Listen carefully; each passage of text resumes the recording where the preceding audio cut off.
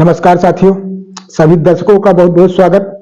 आज एक खबर नहीं, एक विचार के साथ आप लोगों के साथ जुड़ने का प्रयास कर रहा हूं। और विचार क्या है, अपने ही क्षेत्र की एक पीड़ित परिवार की समस्या को हम उजागर करना चाह रहे हैं।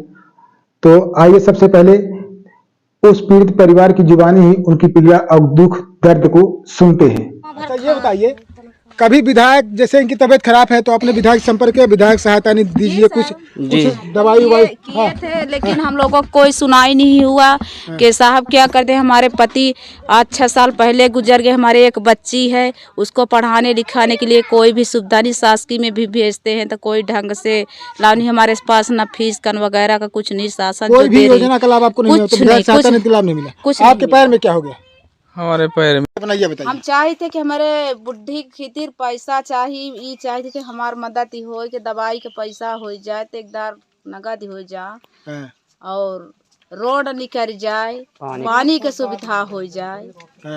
जी यही चाहिए। दवाई के पैसा चाहिए, दवाई नहीं हो रही, पैसा बिना नहीं हो रही। ये लेते हैं। कब से बीमार है? ये साल भर हो गया। किसी नेता ने आपके आके कोई आके मदद की आप लगे? कोई मदद नहीं किया। जब तक हुआ तो सरकारी से किए, और जब नहीं तो क्या करे सर, कैसे ले जाएं, कैसे क्या करें, अब लेकर पड़े। आज भी एक ऑटो वाले को बुलाते हैं तो बोलता है 500 रुपए दो तो हम मरीज लेके जाएंगे। एम्बुलेंस के लिए फोन लगाते हैं तो एम्बुलेंस बोलते हैं 1 घंटा में आएंगे, 2 घंटा में आए। पता चला कि रोड पर से आया, वापस चला गया। तो अभी आप लोगों ने इस पीड़ित परिवार के बारे में इनकी जुबानी ही आप लोगों ने सुना।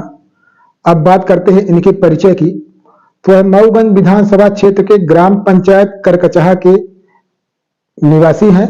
एक करकचहा ग्राम पंचायत में एक लगभग 20 साल पहले लोगों ने बताया कि बस्ती बसी, इसका नाम है नई दिल्ली। नाम सुनकर हमें भी, जब यहाँ पहली बार मैंने नाम सुना तो पता लगा कि नई दिल्ली मऊगंज में है। तो एक उत्सुकता हुई कि जाऊं तो देखूं कि नई दिल्ली आखिर क्यों नाम पड़ा। लेकिन वहां पहुंचने के बाद तकलीफ हुई कि यह नाम एक व्यंग है जो कलंकित करता है मऊगंज को। क्योंकि आज भी वहां पर लगभग 250-300 लोगों घर की बस्ती है। आज भी वो पानी पीने के लिए मोहताज है, शुद्ध पानी पीने के लिए। मतलब उस बस्ती में एक हैंडपंप या कूपा कुछ भी नहीं है।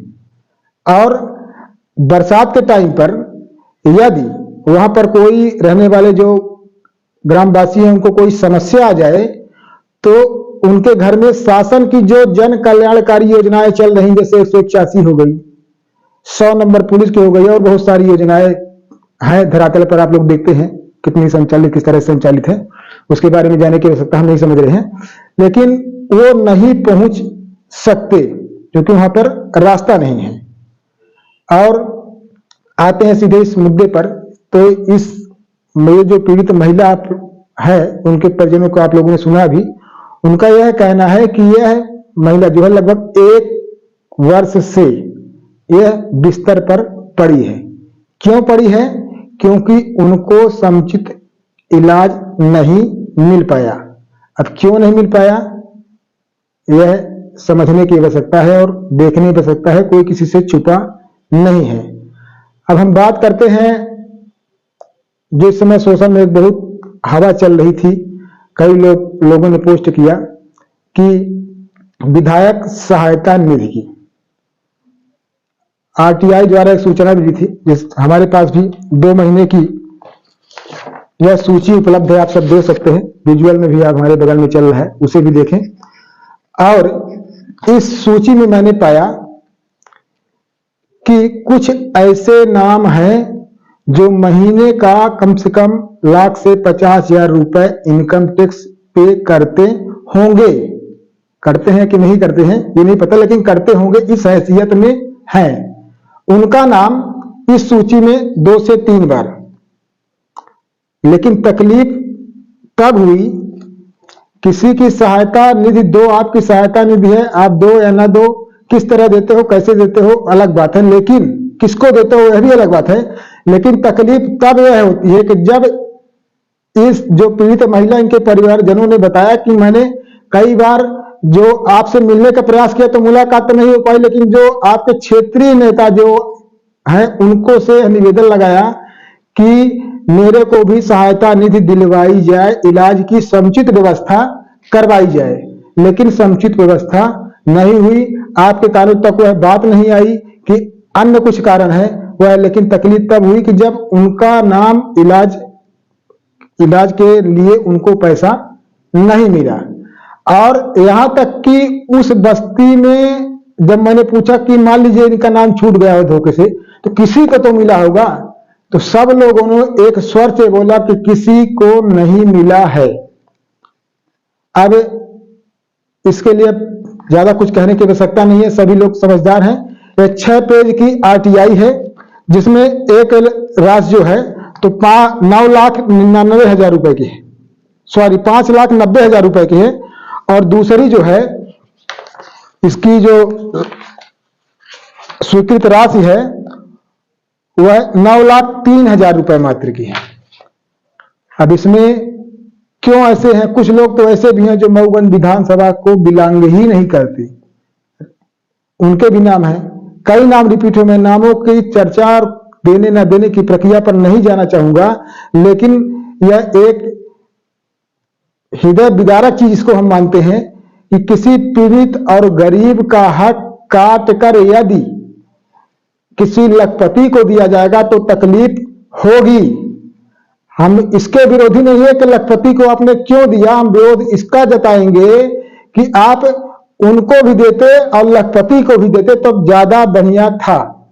एक जो है बराबर बैलेंस बना रहता, गरीबों का हक ना छीना जाए, क्योंकि गरीबों के हक की लड़ाई और गरीबों को उत्थान की बात सभी राजनीतिक दल के नेता करते हैं। लेकिन वास्तव में क्या स्थिति है, यह जब जीरो ग्राउंड में जाए, किसी के घर जाए, समझे क्षेत्र में जाए, तब समझना पड़ता है कि आखिर कितनी योजनाओं का लाभ इन गरीबों को मिल रहा है।